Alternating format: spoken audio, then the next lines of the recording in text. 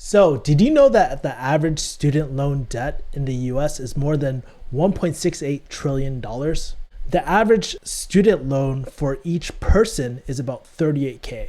And if you went to pharmacy school like I did, the average grad school program for pharmacy is about 180K. That's a lot of money. And the crazy part, no one teaches you how to pay these loans off. Isn't that pretty crazy? So in today's video, I'm going to be talking about the best strategy to pay off student loans. I'm going to be talking about the best strategy that I found and how I pay off my student loans. And by the end of the video, you'll know the exact strategy that is best for you. And we're diving into it right now. Hey, what's up? Welcome back to the channel. If you're new here, my name is Kevin. And I'm actually a former pharmacist, YouTuber, and millennial personal finance guide, not guru. And on this channel, I teach young professionals like yourself how to simplify investing, cut out the noise, and make investing fun again so that they can automate their investments, build passive income, and start being that kick-ass investor that they knew they could always be. So if you're interested in investing, hey, consider subscribing to this channel. Now, let's dive into the topic today. Today, I'm going to be talking about the best strategy for paying off student loans. And by the end of the video, like I said, you're going to know the exact strategy that is best for you and your situation as well. But first, let's talk about you guys. Recently, I got a comment from Tian Ho. Let's dive into it. She said, basically, my parents are retired with no money to their name aside from student debt and living on government aid for most of their life.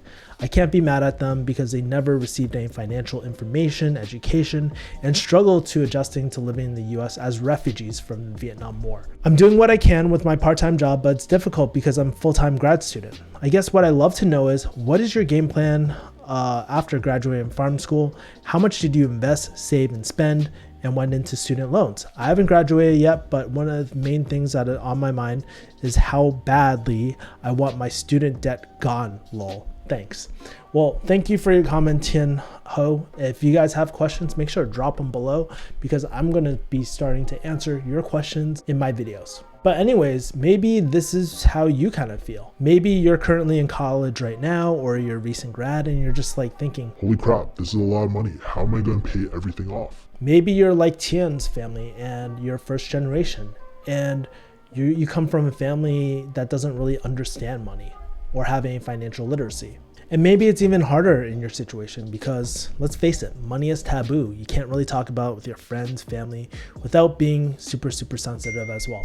So you're left with all these questions. You're probably thinking, hey, do I want to make the most money possible? Do I want to pay off the debt as soon as possible? Or maybe you just don't know what to do next. Like I said, this isn't your fault. No one taught you these type of things. And actually, believe it or not, no one taught me these things as well. But I believe making the best decision comes with two things: making sure that you know all the options to pay off your debt, and making sure that you find the smartest way to pay off your debt based off your personality. And we'll dive into that a little bit more later. But the hardest part about finding out the answer to these questions is that, one, you don't know what you don't know. You just don't know your options. The second thing is you don't have anyone you can talk to in your real life because, like I said, money is a taboo subject. And the truth is, if you don't figure this out, you stay crushed with the burden of student loan debt for the rest of eternity. Because seriously, you can't escape that shit. They follow you to your grave as well. If you guys feel this way, I actually felt very similar. Back when I was in pharmacy school, when I was a pharmacist, no one really taught me how to pay off debt, or no one broke down what the smartest way to pay off debt. In fact, actually, I had to make a lot of mistakes in my life to kind of figure this stuff out. If you guys haven't seen the how I built my six-figure portfolio up in the cards over here, then basically what happened was that I hit a major overdraft fee while I was over abroad in Hong Kong. And at that moment, it wasn't my first time. It wasn't my second time. It was literally 3 times where I hit an overdraft fee. And then at that point in my life, I just started thinking, dude, what am I doing with my life? My mom had to tell me that I overdrafted. So it was pretty freaking embarrassing as well.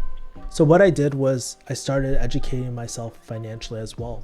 I picked up the one book that changed my life, and that's Ramit Sethi's I Will Teach You to Be Rich book. It's a really great book. But That's when I started learning about how to pay off debt, how to look at debt as well. And so I'll be throwing my insights on top of that as well. So if you trust a bald Asian guy who threw himself into 180K of debt from pharmacy school, who is a complete stranger, but for some reason you feel more comfortable talking to me rather than your friends or family, hey, this video is for you. So right now I'm going to break down your 3 different options to pay off your debt. And I'm going to be breaking down both the pros and cons of each solution, how to use each one of these things, and how to know whether this option is for you or not. And also at the end of the 3 options, I'm going to give my personal recommendation of which option I would recommend to people. All right, so let's dive into it. So option 1, the investor. So the investor option is for people who want to make the most money possible. They look at money differently. You know, they don't look at it from a psychological point of view where they're just like, shit, I have a lot of debt, I gotta pay this off. They are a little bit more calculated. They don't look at things like I have debt, but they look at the rate of return versus interest rate. Meaning, let's say if you invest in the market, even an S&P 500 fund, and you're making 10%, and your interest rates are about 6%, well, your rate of return is a lot higher than your interest rates as well. So you're actually making more money in the long term. You understand the magic of compound interest and know that that extra 4% that you're making on top will compound over time. So what does the investor option do? Well, they basically pay the minimum on their student loans and invest the rest of their money. What are the benefits of this? Well, the pros is that this actually has the highest return out of all the options I'm going to lay out.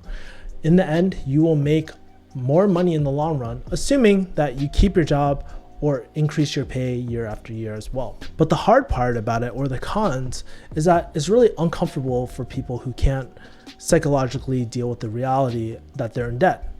And it also can limit options for your jobs or career paths as well. For example, for me, if I didn't have any debt the first year and I really hated it, I could have actually left pharmacy and taken another job. But unfortunately, I had a massive amount of school debt. So I had to kind of suck it up, look for other potential careers that could fill in that gap. And it was really, really hard at the moment, right? This is the option that makes the most financial sense for most people. In my opinion, not too many people use this strategy because 1, they're scared about investing in the market. They don't feel like they know what they're doing. And in my opinion, it's the most logical step, but it's very scary for a lot of people to just trust the market. And that's why I created this channel, because I want to make sure that you are financially literate and that we break down all these core concepts that I learned years and years ago. Which leads me into option number 2, the half and half, or the hybrid approach. This option is for people who don't feel super confident in their investing skills yet, and the key word is yet, but they also want to pay off their school loans sooner, right? They see the value in investing, but for some reason they didn't buy my kick-ass investing academy to learn investing. I don't know why, right? But they want to start, they see the benefits of investing, and also they want more options by paying off their student loans sooner. Now, the hybrid approach, or the half and half approach, this is when you're investing more than just the minimum, but with that extra money, you're also investing into the market as well. Well, how much should you do? You should do as much as you can afford here. Now, the pros of this option is that psychologically, hey, you feel like you're paying off your loans faster and investing into the market at the same time. You can actually, if you have an employer-sponsored plan, you can take advantage of your tax advantage plans, like, hey, your 401k or your Roth 401k, where they might provide a match to you. There's real benefits to these as well. It's pretty much free money on the table.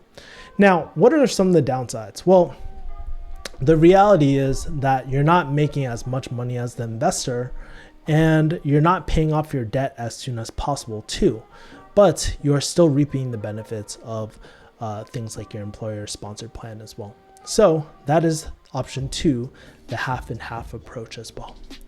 Now let's go into option 3, the sleeper. You might be wondering why I call this the sleeper. Well, the truth is some people can't sleep at night knowing that they have debt. And you might be asking yourself, well, who is this strategy for?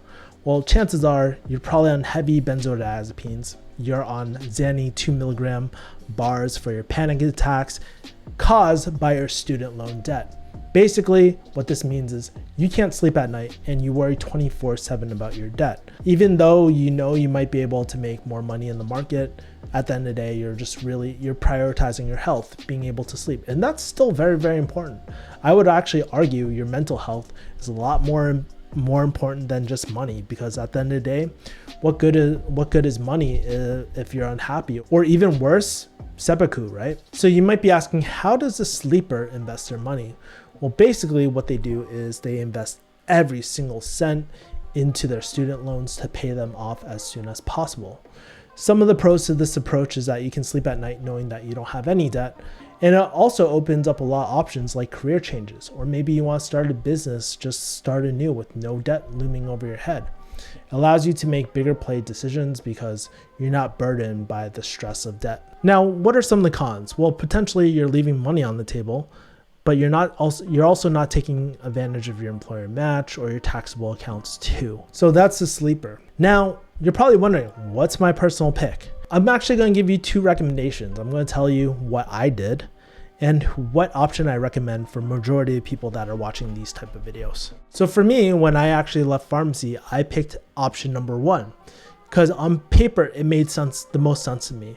One thing that you have to keep in mind if you are planning to do the investor approach is that you have to look at your rate of return and interest rates as well to see which one's outperforming which. But if you're totally new to investing, like most of you people watching these videos are, I would recommend, hey, first of all, pick up Kick-Ass Investing Academy, shameless plug, and go with the half and half approach. No, seriously, pick up my academy so that you actually educate yourself on investing. You want to make sure that you're at least taking advantage of the market and all the benefits, including employer match, associated with investing as well. I would not recommend going option 3 because, hey, you're leaving a lot of money on the table and ultimately it might hurt you more than it might help you as well. So by picking one of these options, hopefully 1 or 2, you'll be able to pay off your student loans feeling like this is more of an option rather than being forced to do these as well. And I hope you feel like there's multiple ways to pay off your student loans. Now, I know in this video, we didn't talk about refinancing or any of these options as well, but I want to keep it very, very simple so that you guys can understand this as well. So if you like this video, chances are you probably want to learn more about personal finance. So if you're into personal finance, make sure to check my minimalistic personal finance strategy. It's the simplest way to get started off with personal finance. I also have my paid personal finance bootcamp. If you want to get everything done, I'll leave links below for that. Also, if you're more the investor strategy that I outlined before and you haven't set up your Roth IRA, then you'll really enjoy my Roth IRA video in the cards where I break down where should you open your Roth IRA. I also have a Roth IRA masterclass, which you can check below as well. My masterclass is actually free, believe it or not. And finally, if you have already set up your Roth IRA and you want to figure out the rest of your accounts, well, you can check out my full-blown Kick-Ass Investing Academy in the description below as well. Thank you for watching, and I'll see you guys next time. Peace.